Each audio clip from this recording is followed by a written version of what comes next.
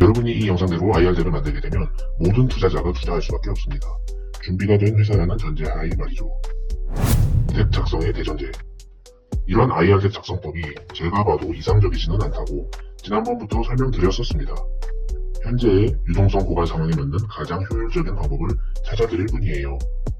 자, 이 영상을 보는 우리 스타트업 여러분은 대부분 꼬꼬마겠지요? 뭐 A 단계면 큰형님이겠네요. 그렇다면 앞으로 덱을 만들 때 오늘 나오는 주제들은 필수 요소들이니 머릿속에 주차해놓기 바랍니다. 안 박아지면 고정 댓글에도 써놓을 테니 인쇄해서 옆에 뽑아 놓으세요. 첫째, 덱 초반은 강력한 키워드, 캠페인, 하이라이트들로 몰아쳐라. 상당수 심사역이 전체 발표 시간의 10% 이상은 덱 다른 페이지를 읽느라 발표를 안 듣습니다. 그 이유가 뭐가 됐던 발표자의 매력적인 스토리텔링이 부족했으니 덱을 읽고 앉아있는 겁니다. 이걸 다 막기는 쉽진 않습니다. 얕잡아보고 자기가 다 아는 거라고 생각해서 집중 안 하는 걸 수도 있지만 생소한 산업 분야인데도 초기 덱은 공부를 거의 안 해오다 보니 만만하게 봤다가 이해가 안 돼서 벼락치기 중인 걸 수도 있습니다. 하지만 극단적으로 올해 6월까지 매출 10억 달성 못하면 손목을 자르겠습니다 라고 하면 덱 읽다가도 전부 쳐다봤겠죠. 그래서 특히 덱 초반에는 무조건 회사만의 엣지가 드러나는 강력한 캠페인 문구들을 많이 넣어서 흥미부터 이끌어내셔야 돼요. 집중하던 심사역들은 더 집중하고 흥미도가 늘어나고 집중 못하던 사람들도 확 한 번에 집중하겠죠. 근데 초반 한 5분 이내에 몰아붙이는 게 제일 효과적입니다. 평범하게 예상되는 빌드업을 쭉 해나가면서 스토리텔링을 하고 있다 보면 집중력을 잃습니다. 덱들이 상향 평준화되었고 경쟁은 너무 치열해졌어요. 초기 기업 승률도 많이 낮아졌고요. 심사역들은 너무 많은 자료를 검토하고 있습니다. 초반에 집중력을 잃으면 흥미도도 같이 떨어지게 되고 실패한 IR이 될 확률이 올라갑니다. IR 스토리텔링의 펠리시에를 따라가는 것까지는 좋은데 그 안의 내용을 두 갈식으로 매우 엣지 있게 만드세요. 큰 시장 규모 하에 니시한 문제를 인식하고 USP를 바탕으로 아이디어로 해결 전략을 만들었다는 식의 대학 동아리 발표 자료 같은 구성이 아니라 처음부터 회사의 보석함을 있는 대로 다 때려 박아버리세요. 우리가 패 죽여도 빠르게 성장할 수밖에 없는 현재 엄청난 기회상황임을 감정과 숫자 논리를 함께 담아 질러버리세요. 안 그러면 어떻게 돋보이겠어요? 투자자에게 보여주는 IR덱은 스타트업 아이디어 발표 공모전이 아닙니다. 시작부터 미국 또는 글로벌 시장에 다이렉트로 먹히는 아이템이 아닌 이상은 22년 이전식의 정석적인 IR 모법을 사용해서는 안됩니다. 무대뽀가 되라는 말은 아닙니다. 야생성을 간직하세요. 그러면서도 엑셀러레이팅 공장에서 생산당한 것 같은 IR 발표가 되지 마세요. 또한 그러면서도 모든 부분을 논리와 숫자로 구성하세요. 둘째, 말로 설명하지 않아도 덱의 핵심 요지가 전부 있어야 한다. 덱이 난해하면 심사역 미팅이 잘 안 잡힙니다. 온라인으로 보내준 덱만으로도 심사역이 이 뼈다귀가 무슨 짐승인지는 알아야 해요. 직접 만나면 그 뼈다귀에 살을 붙여서 움직이는 걸 보여주는 거고요.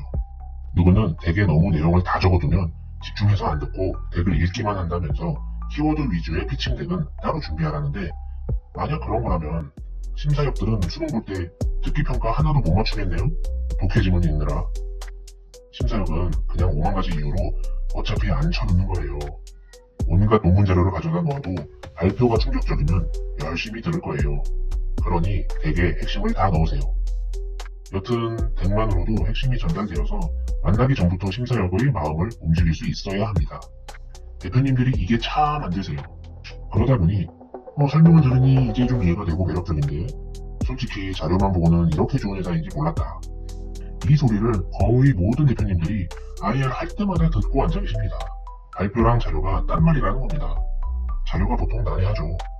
대표님들은 보통 말을 잘하고 발표에 핵심이 다 들어가 있으니 저런 말이 맨날 나오는 겁니다. 셋째, 모든 덱의 컨텐츠는 항상 기승전 숫자로 구성되어야 한다. 지난번 영상과 이어지는 부분입니다. 우리가 어떤 기술이 좋다. 어느 고객이 우리 거 도입한 게 최초로 있는 일이다. 우리 서비스가 최초다. 퀄리티 차이가 엄청나다. 다른 것들이 구현 못하는 걸 했다. 그래서 어쩌라고요. 지금 고객사 가서 사업 PT 하는 거 아니고 팁스 발표하는 거 아니에요. 지원금 PT 하러 온 거 아니고요. 투자자는 결국 돈 박으면 매출이랑 이익 당장 얼마 낼 거고 몇 년 뒤에 얼마로 불려줄 거냐는 얘기 들으러 왔는데 왜 네가 제일 잘 나가만 반복하고 있어. 덱에서 뭘 설명해도 이러이러한 우리의 장점 때문에 이것을 매출로 치환하면 당장 다음 달에 얼마 매출이 나게 되고 이것이 얼마씩 성장해서 커져갈 것이며 이것을 다 더할 시 올해랑 내년, 내후년까지의 매출은 때려 죽여도 이만큼 이상은 자연스럽게 나옵니다 라는 게 적어도 마지막에는 소갤론으로 계속 뽑혀 나와야 해요. 이게 머릿속에 안 박혀 있으면 아무리 덱을 논리 정연하게 만들어도 어필이 안 들어갑니다. 디자인? 개나 줘버리세요.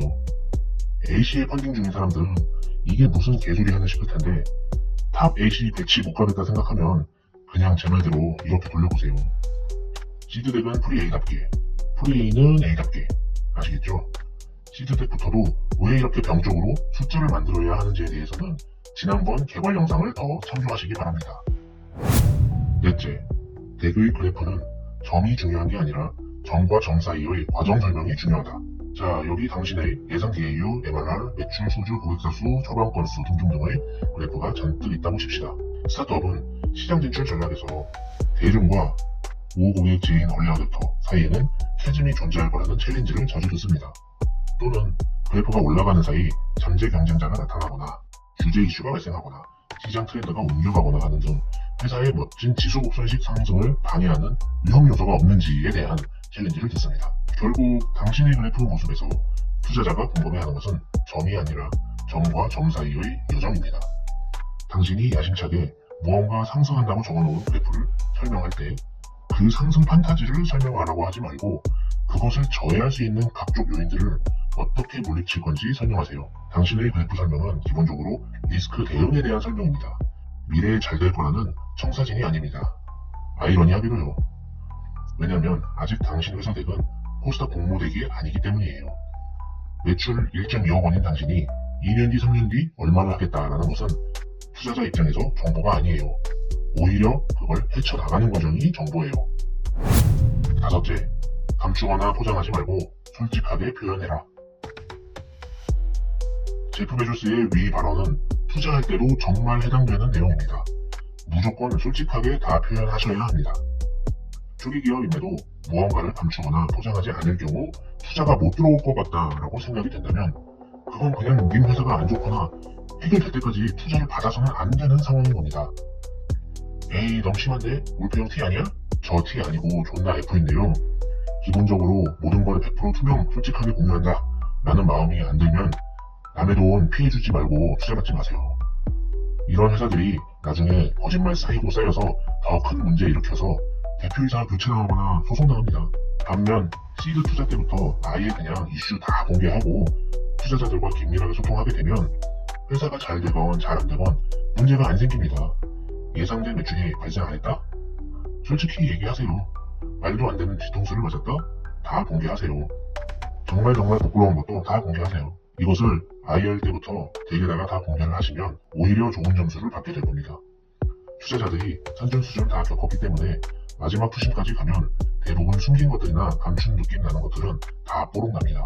다시 말씀드리지만 만약 시도를 다 공개할 경우 투자가 안 들어올 것 같다고 생각되는 회사는 진짜로 투자를 받아서는 안 되는 회사입니다. 초기 멤버들과 관계가 애매한데 투자가 들어오면 관계가 자동 회복될 거라서 투심 때는 의형제 그리고 절대 배신 안 합니다 라고 얘기해야 되는 상황이라면 방금 생각한 그 말 토시 그대로 투자자한테도 공개하세요. 팀 좋아요? 라는 질문에 아니요 우리 지금 관계 애매한데 니네가 돈 넣으면 소고기 사 먹고 회복된다 라고요. 여섯째, 시장의 경쟁자를 어떻게든 자세하게 설명해라. 없어도 설명해.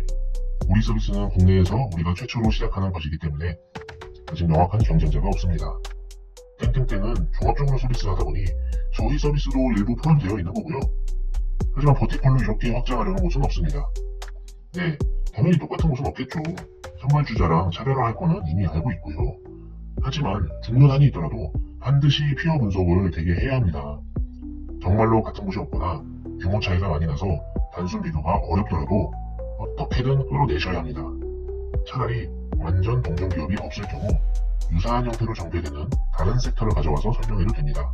피어와의 타겟 고객, 비즈니스 모델, 핵심 차별점 등에 대해서 설명하는 것은 포기해서는 안 되는 부분이며 대표이사가 머릿속에 훤히 모든 맵을 그릴 수 있을 정도로 능숙하게 알아야 하는 부분입니다.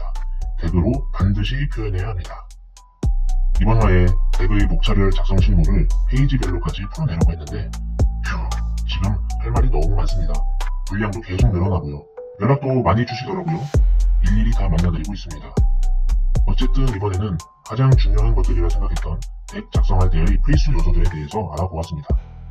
다음 주에는 세부 목차로 좀 들어가 봅시다. 다음 주 되기 전에 지난주 올린 IR 개발편도 꼭 보시고요. 그럼 또 만나요.